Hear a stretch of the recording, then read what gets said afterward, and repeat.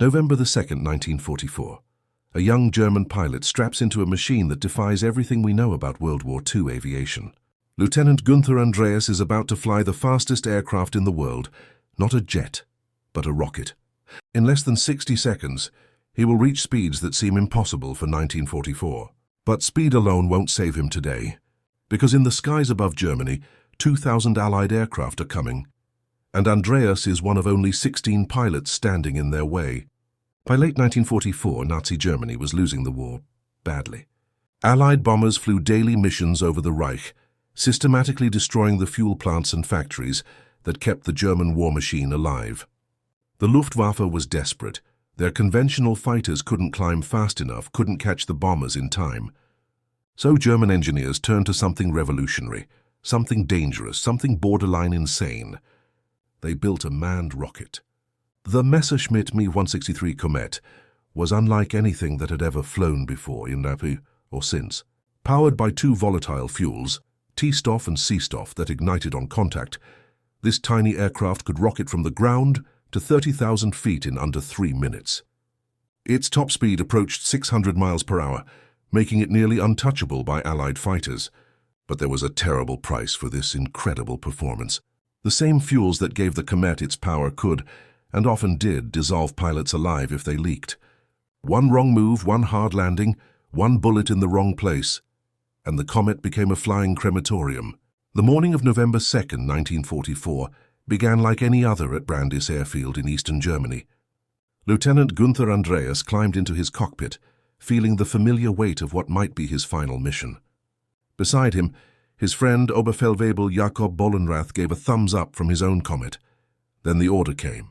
One by one, 16 Komets screamed down the runway and shot into the sky like bullets fired from a gun, the largest Komet mission ever attempted in the history of warfare. The acceleration was brutal, violent, exhilarating. In seconds, Andreas watched his airspeed indicator shoot past 400 miles per hour as the Komet climbed almost vertically into the grey German sky. His body felt like it weighed 3 times its normal weight.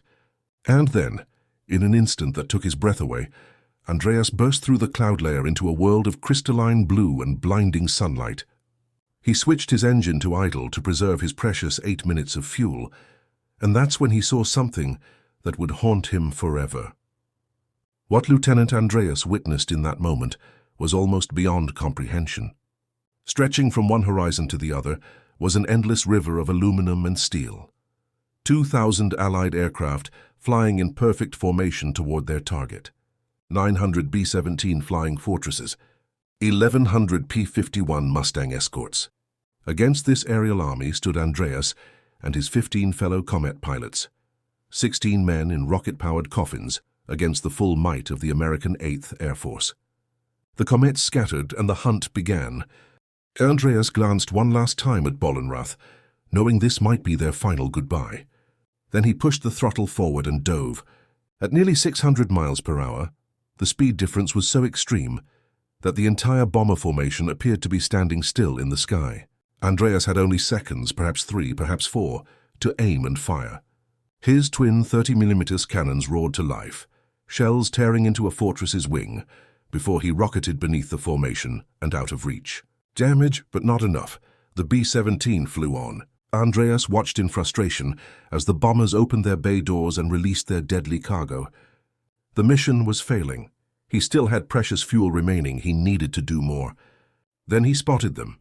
Stragglers, wounded fortresses limping home. He positioned himself directly underneath his target, idled his engine to preserve every last drop of fuel, and waited for the perfect moment. Then he punched the throttle to maximum. The rocket roared to life, and Andreas felt like he'd been kicked in the back as his aircraft shot upward at impossible speed. But someone was watching. The ball turret gunner, a young American barely out of his teens, saw the Komet rising from below and swung his twin machine guns to meet the attack. Both men opened fire simultaneously. Andreas's left cannon jammed immediately, but he was committed. There was no turning back now. His remaining 30mm cannon hammered the B-17's underside, while American bullets screamed past his cockpit. And then, one found its mark. The bullet tore through the canopy, sending shrapnel into Andreas's face above his left eye.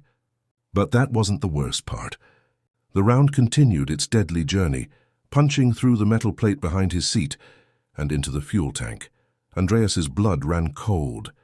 Behind him was a tank full of T-Stoff, a substance so volatile it could spontaneously explode, so corrosive it could dissolve human flesh on contact. He needed to get out now, but escape would not come easy. Captain Fred Glover, commanding officer of the 336th Squadron, had been watching the entire fight from his P-51 Mustang. "Got one, intercepting," he called over the radio, turning to pursue the wounded rocket fighter. Andreas saw the Mustang closing and pushed his stick forward, attempting to dive.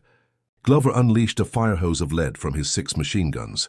Andreas pushed his throttle to full, desperate to escape, but nothing happened. His fuel was gone. With no engine and a jammed canopy, Andreas was helpless. He clawed at the canopy release, pushing with all his strength against the force of the wind holding it shut. He looked over his shoulder at the most terrifying sight a pilot can see. 6 deadly 50 caliber machine guns pointed directly at him. Glover held the trigger down and didn't let go. The Komet began to disintegrate around Andreas, entire panels peeling away, flames erupting from the fuel tanks. He was being shot to pieces, and he couldn't escape. Just when all hope seemed lost, salvation appeared. More comets burst through the cloud layer, the rest of Andreas's squadron, arriving like angels of vengeance. "It's your lucky day, Comet," Glover muttered, breaking off his attack to engage the new threats. Andreas was alone again, but now his aircraft was burning from tail to nose. He pushed his burning Comet into a steep dive, praying that the wind would extinguish the inferno consuming his plane. For a moment it worked. Then the fire returned with deadly fury. While Andreas fought for his life, his friend Jakob Bollenrath was fighting his own battle. His 30mm shells tore across the top of a B-17, and he pulled back on the throttle to conserve fuel for another run. He never saw Captain Louis Norley's Mustang sliding in behind him. Tracers suddenly filled Bollenrath's view. He was under attack. "Damn it," he cursed, pulling into an evasive maneuver. Norley followed, bullets arcing toward the tiny rocket fighter. Bollenrath knew he could outrun the Mustang, if he could just avoid being hit long enough. Norley was a master pilot. He predicted Bollenrath's path and fired ahead of the Comet. The bullets found their mark, tearing into the rocket engine. Bollenrath watched in horror as his throttle produced nothing but an immense bang the engine had seized. "Work, you have to work," he screamed, but it was no use. Norley returned. The 50 caliber rounds tore through the Comet, from tail to cockpit. The tiny aircraft rolled over, trailing fire, and began its final dive toward the Earth. In his own burning Comet, Andreas was out of time. He could feel the searing heat bleeding through his seat. The volatile fuel was burning mere inches from his back. "Move, come on, move!" he screamed, throwing his weight against the stuck canopy. Then it hit him, the wind. He grabbed the controls and pulled up hard, bleeding off speed until the airflow lessened. The canopy flew open, and Andreas threw himself into the cold German sky. He was alive. As his parachute opened, Andreas looked for his friend. What he saw broke his heart. A flaming streak was falling from the sky, Bollenrath's Comet, nose diving toward the ground with no parachute emerging. Come on," Andreas whispered, willing his friend to escape. Get out, but no parachute appeared. Oberfeldwebel Jakob Bollenrath never escaped his aircraft. His was the last Comet ever shot down by a P-51 Mustang. Here is what the history books often leave out. Of all the Comet pilots who flew in combat, more died from accidents than from enemy fire. The volatile fuels claimed pilot after pilot, dissolved by leaking T-Stoff, incinerated by spontaneous explosions, burned alive in crash landings. Ground crews wore full-body rubber suits when handling the fuels, yet pilots sat inches away from tanks full of the deadly substances. The Comet was never a fighter. It was a gamble, a desperate roll of the dice by a nation running out of options, and despite its incredible speed, it shot down fewer than 20 Allied aircraft during the entire war. The Me-163 Comet remains the only rocket-powered fighter aircraft to ever see combat. Its revolutionary swept-wing design influenced jet aircraft for decades to come. Just 3 years after the war, Chuck Yeager would break the sound barrier in a rocket-powered aircraft that owed much to German research. Today, only a handful of Comets survive, silent monuments to an age when men strapped themselves to rockets and flew into battle against impossible odds. They were the fastest pilots of their time, flying machines that were as likely to kill them as the enemy. Lieutenant Günther Andreas survived the war. He carried the scar above his left eye and the memory of his friend Jakob for the rest of his life.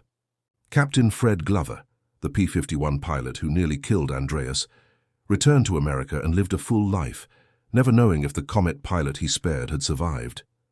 Captain Louis Norley, who shot down Bollenrath, would end the war as one of the 8th Air Force's most decorated pilots. The skies over Germany fell silent, the rocket fighters disappeared into history, and the men who flew them, both Allied and German, went home to rebuild their lives.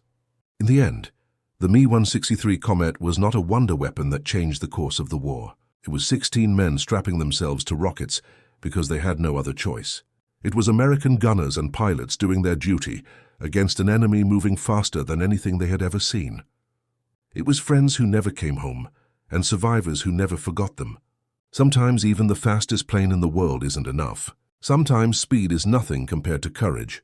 And sometimes the greatest stories of the war are the ones we've never heard until now.